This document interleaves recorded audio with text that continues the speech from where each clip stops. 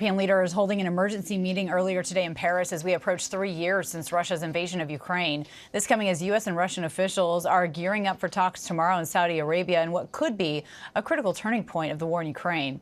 The two groups are expected to discuss potential ways to end the war and U.S.-Russia relations as well.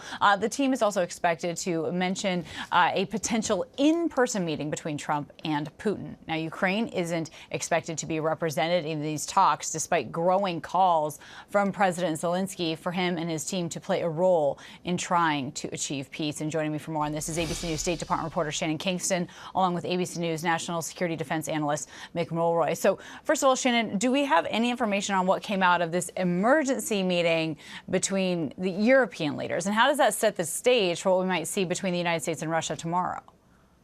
Okay, now we know that European leaders really scrambled to hold this summit because they wanted to kickstart the conversation on how they can play a more critical role in negotiating peace for Ukraine, a process that they really feel that the Trump administration is quickly cutting them out of.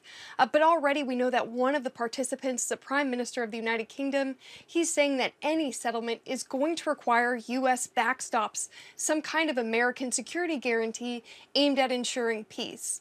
It's not at all clear that the Trump administration is willing to provide that, but what is coming into focus on the eve of these consequential talks in Saudi Arabia is that this isn't just a negotiation between Ukraine and Russia, but we also now have the U.S. and Europe that are going to need to get on the same page here. Yeah, especially if you're going to have a conversation about NATO. But also, Mick, what do you think the strategy here is to not include Ukraine in at least this initial talk? Do you think that they will bring them to the table in a little bit?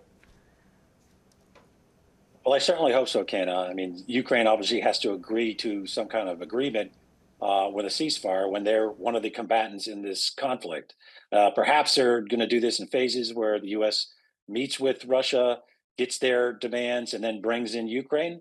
It would be helpful if Ukraine knew that was the plan. And obviously, the Europeans need to be part of this, because one of the main components of the plan, as laid out by General Kellogg, is that the European forces would be in the demilitarized zone to essentially ensure that both sides, well, Russia, adheres to the agreement. And so if they're going to do that, they need to be part of these discussions. We've already seen the UK and others say they would do this, and we've seen other European countries like Poland saying they won't contribute troops. So this ultimately needs to be all the parties at the table discussing how this would actually play out. But perhaps the U.S. is wanting to do this, again, in phases where they start the conversation and then include others. Hopefully that is the case.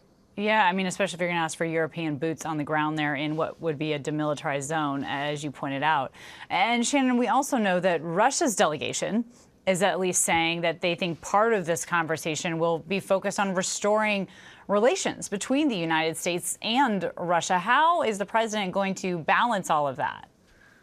Well, really, nothing about Ukraine without Ukraine has become such a common refrain.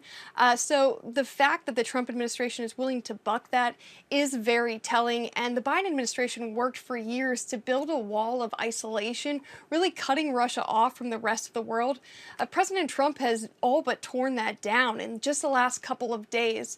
So finding that balance is really something that allies of Ukraine are very, very worried about, because they're fearful the Trump administration is going to favor better relations with Russia. They're going to go for a quick peace rather than a quality peace, and they're worried that could give the Kremlin the upper hand potentially for years to come.